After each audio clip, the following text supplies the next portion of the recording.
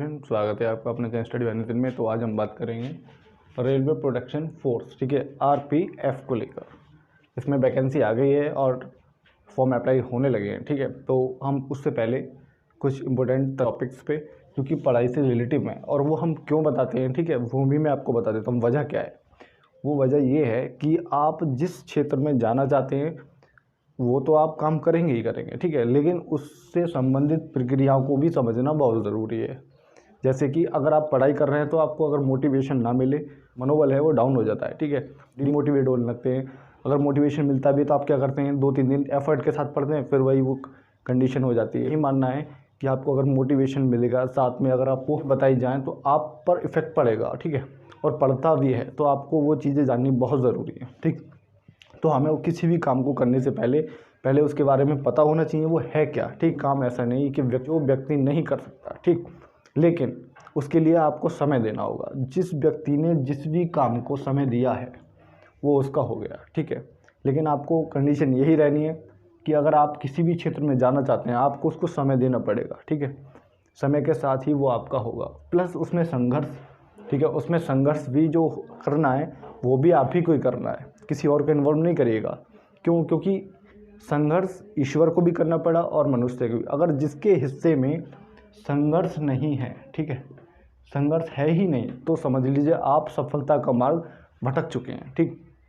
तो यहीं से आपका मार्ग शुरू होता है। अगर आपके जीवन में संघर्ष है और बदल बदल कर रूप लेकर संघर्ष करना पड़ रहा है तो आप समझ लीजिए कि निश्चिंत ही मिल ही जाएगा, ठीक।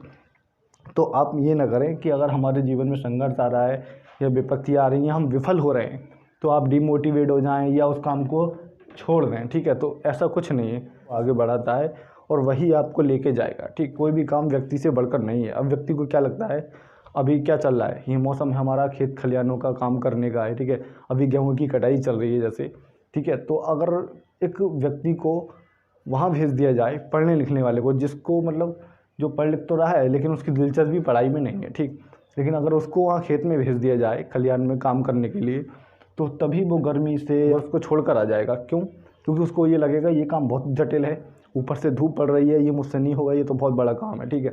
तो बेशक उसको बड़ा क्यों लगेगा, उसे लगेगा पढ़ाई बहुत अच्छी है। क्यों? क्योंकि उससे समझ आ जाएगा पढ़ाई वो चीज़ है जो आपको शिक्षा तो दिलाती है, लेकिन उसके साथ साथ आपको महान भी बनाती है। ये सोच आपके दिमाग को विकसित करती है, ठीक है, और इसके विकसित होने से ही आप अपना अधिकार भी मांग सकते हैं, प्लस जीने का तरीका, ठीक है, जो जीवन दिनचर्या आपकी है। अब क्या होता है, कुछ लोग शिक्षित तो हैं लेकिन उन्हें यही शिक्षा का उद्देश्य नहीं मालूम। शिक्षा का उद्देश्य यही नहीं कि आपको डिग्रियां मिल गई तो हो गए, ठीक है।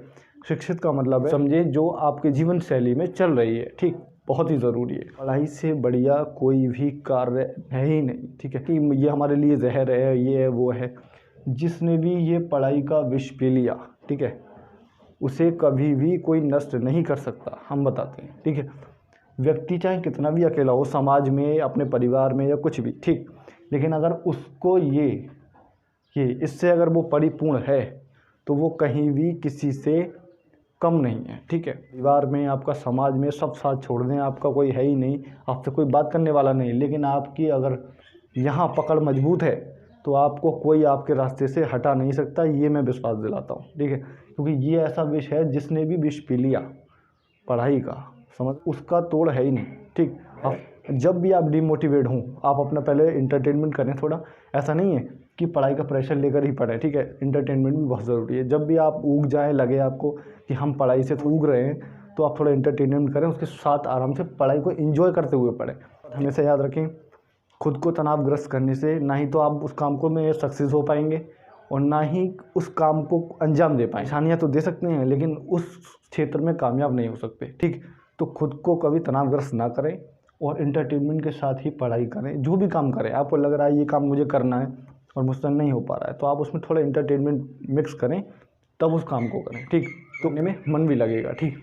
तो चलिए अपने टॉपिक पर बात कर लेते हैं। तो पहले बात करेंगे हम इम्पोर्टेंट डेट्स की, ठीक है। तो इम्पोर्टेंट डेट्स क्या रहेगी हमारी, एप्लीकेशन विंग 15/4/2024, ठीक है, 15/4/2024 ये हमारी फॉर्म अप्लाई करने की डेट रहने वाली है, ठीक है। लास्ट डेट फॉर अप्लाई रहेगी हमारी 14/5/2024, ये लास्ट डेट है अप्लाई करने की। अब बात करेंगे करेक्शन डेट, ठीक है। तो 15 से 24 मई 2024, ठीक है, ये हमारी करेक्शन डेट रहने वाली है। अब बात करेंगे एज लिमिट। एज लिमिट की बात कर लेते हैं। आरपीएफ कांस्टेबल एज लिमिट, ठीक, 18 से 28 ईयर, ठीक है, ये हमारे कांस्टेबल वालों के लिए है। अब बात करते हैं RPF sub inspector SI age limit, वो है 20 से 28 ईयर्स, ठीक है, ये हमारी सब इंस्पेक्टर एसआई के लिए है। अब बात करेंगे पोस्ट नेम।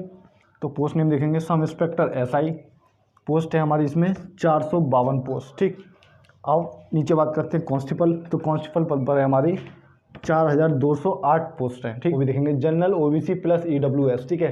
अगर ईडब्ल्यूएस है तो आप लगा सकते हैं, नहीं है तो कोई दिक्कत नहीं, ठीक। ऐसा भी हो सकता है। जनरल ओबीसी, ठीक है, 500, ये 500 रुपये चार्ज रहेगा इसका, ठीक है, फीस चार्ज। अब बात करेंगे SC ST। तो SC ST वालों का 250 रुपये चार्ज रहेगा, ठीक। ऑल कैटेगरी फीमेल, ठीक है। अब देखेंगे ऑल कैटेगरी फीमेल 250 रुपये, ठीक है। तो करेक्शन डेट चार्ज, ठीक है, तो करेक्शन चार्ज क्या रहेगा 250 रुपये, ठीक। करेक्शन चार्ज भी 250 रुपये रहने वाला है। अगर आपका फ़ोटो सिग्नेचर या कोई भी डॉक्यूमेंट अपलोड होने से रह गया है या बनने से रह गया है तो उसको बनवाने के बाद करेक्शन डेट में लगाते हैं तो आपको 250 रुपये चार्ज देना होगा, ठीक। हमारी बैचलर, ठीक है, bachelor degree in any stream from any regarding university in India, ठीक है। तो ये हमारी जो बैचलर है, बैचलर डिग्री मांगी हमारी सब इंस्पेक्टर एसआई के लिए, ठीक है। अब बात कर लेते हैं क्लास 10 मैट्रिक पास्ड, ठीक है। तो ये हमारी कांस्टेबल पद के लिए है। अगर आपको सब इंस्पेक्टर एसआई में अप्लाई करना है तो उसके लिए आपको बैचलर होना बहुत ज़रूरी है। और आपको अगर कांस्टेबल पद पर अप्लाई करना है तो आपको 10th पास प्लस मैट्रिक से होना है, ठीक है। तो आपके पास अगर ये एलिजिबिलिटी है तो आप इसमें अप्लाई कर सकते हैं, ठीक है। अच्छी लगी तो लाइक करें, शेयर करें, कमेंट करें, चैनल को सब्सक्राइब करें। धन्यवाद।